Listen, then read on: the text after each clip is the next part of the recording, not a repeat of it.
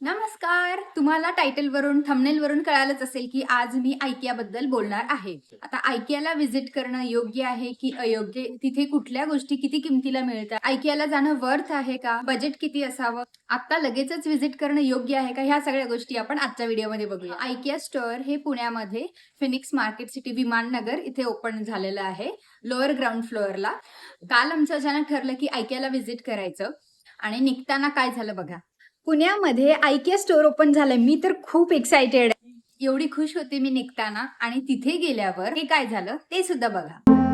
तिथे रांगा लागल्या होत्या चक्क, जवळपास एवढी गर्दी होती. मॉलमध्ये सगळ्यात जास्त गर्दी IKEA साठी होती. भरपूर गर्दी असल्या कारणाने IKEAची लोक तिथे पाणी वाटप करत होते लोकांना.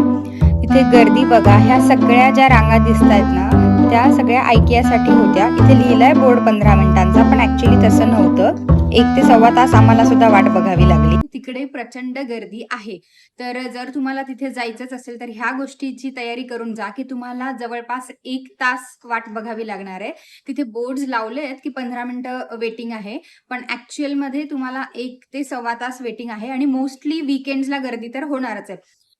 एवढा वेळ वाट बघून फायनली आम्ही IKEA स्टोअरला पोहोचलोय. गेल्याबरोबर तुम्हाला तिकडे शॉपिंग बॅग्स किंवा बास्केट्स मिळतील, आणि एंट्रीलाच फर्निचर सुरू होतं, म्हणजे सोफा सेट्स असो किंवा चेअर्स वगैरे अशा गोष्टी. त्या गोष्टींची क्वालिटी खरंच खूप चांगली आहे. चेअर्सची या क्वालिटी खूप चांगली होती आणि प्राइसेस सुद्धा रिझनेबल आहेत.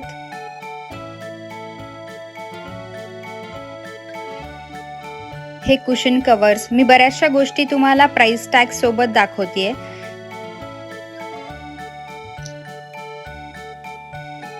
हे काही वासेस होते जे 700-800 पासून सुरुवात आहे. जे छोटे वासेस आहेत अगदी 200-250 पासून त्यांची सुरुवात आहे. हे किचनसाठी किंवा डायनिंग एरियासाठी खूप छान कपाटं आहेत, ज्याच्यामध्ये तुम्ही क्रॉकरी वगैरे ठेवू शकता. खूप सुंदर, आणि क्वालिटी पण खूप छान आहे ह्या सगळ्या गोष्टींची. त्यानंतर हे छोटे छोटे डब्बे आहेत. ह्याच्या लीडची प्राइस वेगळी आणि डब्यांची प्राइस वेगळी आहे. हे सुद्धा एक कपाट आहे जे मला खूप आवडलं तिकडे, आणि 18,000 म्हणजे वर्थ द प्राइस होतं. हे काही फर्निचर आयटम्स खूप छान क्वालिटीचे होते आणि एकदम वर्थ होते. त्यानंतर हे काही स्टोरेज बॉक्सेस आहेत पुढच्या बाजूला, मोठ्या साईजमध्ये, छोट्या अशा वेगवेगळ्या साईजेसमध्ये, आणि प्रिंटेड बॉक्सेस सुद्धा होते जे आपण छोट्या मुलांच्या रूममध्ये स्टोरेज बॉक्सेस वापरू शकतो. आणि ह्या छोट्या काचेच्या बाउल्स खूप रिझनेबल प्राइस होती. त्यानंतर असे किचनचे सेटअप किंवा बेडरूमचे सेटअप्स असे सगळे लावलेले होते. हे घासण्या आहेत, ह्या सुद्धा खूप छान क्वालिटीच्या होत्या. हे रॅक एक होतं तिकडे, जे भांडे धुवून आपण प्लेट्स वगैरे यामध्ये लावून ठेवू शकतो, आणि 1,500 म्हणजे खरंच रिझनेबल प्राइस होती.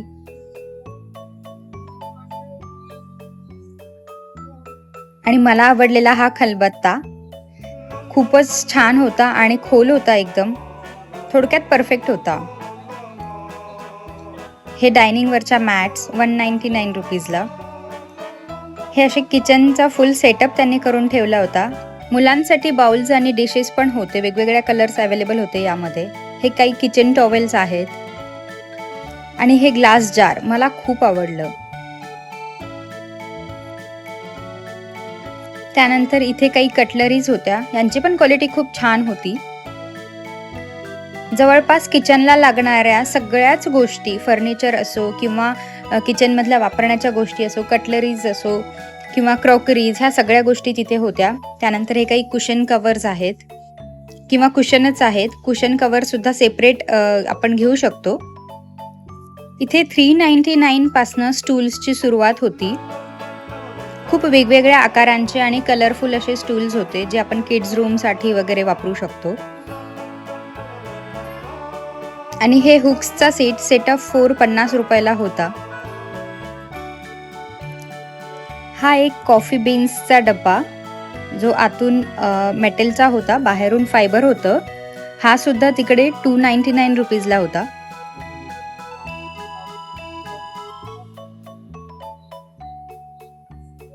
ज्यांना नवीन घर बनवायचं आहे किंवा ज्यांचं फर्निचरचं काम चालू आहे, त्यांच्यासाठी ही गो टू प्लेस आहे.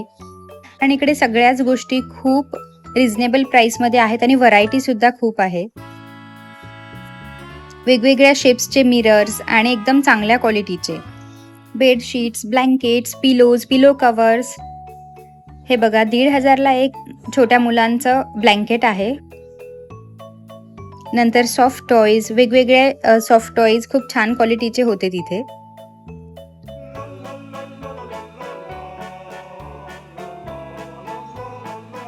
हे बेड साईडचे काही ड्रॉवर्स आहेत.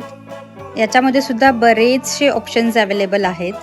आणि हे कबर्ड हे सुद्धा खूप छान आहे आणि मध्ये वेगवेगळे ऑर्गनायझर्स पण होते त्यात. आता हा लहान मुलांसाठीचा बेड आहे आणि बंक बेड सुद्धा अवेलेबल आहे तिथे.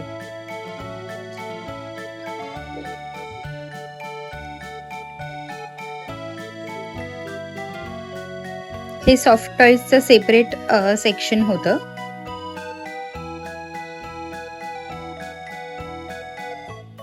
त्यानंतर हे वासेस होते आणि हँगर्स. घरातल्या जवळपास प्रत्येक गोष्ट ज्या आपल्याला लागतात ना त्या सगळ्या तिथे होत्या आणि व्हरायटी सुद्धा भरपूर आहे. आता ही स्टीलची भांडीज, पॅन्स, कढया किंवा वेगवेगळ्या शेपची भांडी, मिक्सिंग बाउल्स वगैरे ह्या सगळ्या गोष्टी तिथे अवेलेबल होत्या.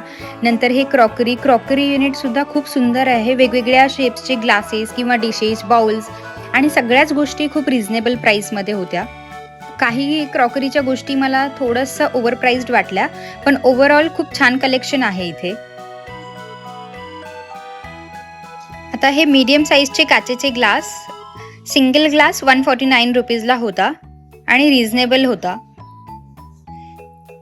त्यानंतर हे किचनचे टॉवेल्स आहेत, किचन नॅपकिन्स, वेगवेगळ्या प्रिंट्सचे सेट ऑफ 3, सेट ऑफ 4 असे होते किंवा सिंगल नॅपकिन्ससुद्धा अवेलेबल होते आणि खूप छान क्वालिटी आणि छान प्राईसमध्ये आहेत. मग हे बेडशीट्स, पिलो कवर्स, कुशन कवर्स, ब्लँकेट्स. बाहेर आपण मॉलमध्ये जे घेतो ना त्यापेक्षा कमी किमतीमध्ये सुंदर सुंदर अशा प्रिंट्स तिथे अवेलेबल आहेत. हे कुशन आणि कुशन कवर्स सेपरेट त्याचे टॅग्स लावले तर ते नक्की चेक करा तिकडे गेल्यावर.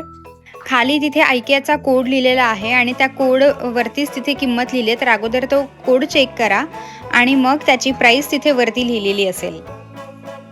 हे वेगवेगळे रग्स आजकाल लिव्हिंग रूममध्ये सोफ्यावर किंवा सिंगल विंग चेअरवर वगैरे खूप ट्रेंडिंग आहेत, तर अशा खूप छान वस्तू तिथे आहेत. मग डोअर मॅट्स, एंट्रन्सच्या मॅट्स, किचनच्या मॅट वेगळ्या किंवा बाथरूमसाठीच्या मॅट्स, बेसिनच्या इवन खूप छान छान वस्तू तिथे आहेत.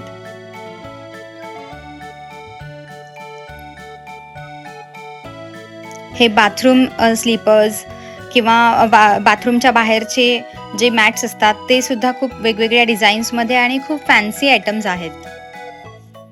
आणि मग हे स्टोरेज बॉक्सेस वेगवेगळ्या शेपचे आणि वेगवेगळ्या साईजचे आहेत.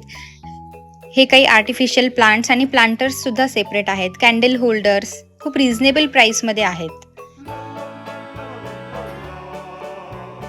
वेगवेगळ्या कलरफुल वासेस किंवा वेगवेगळ्या शेपचे वासेस खूप सुंदर आणि कमी किमतींपासून आहेत.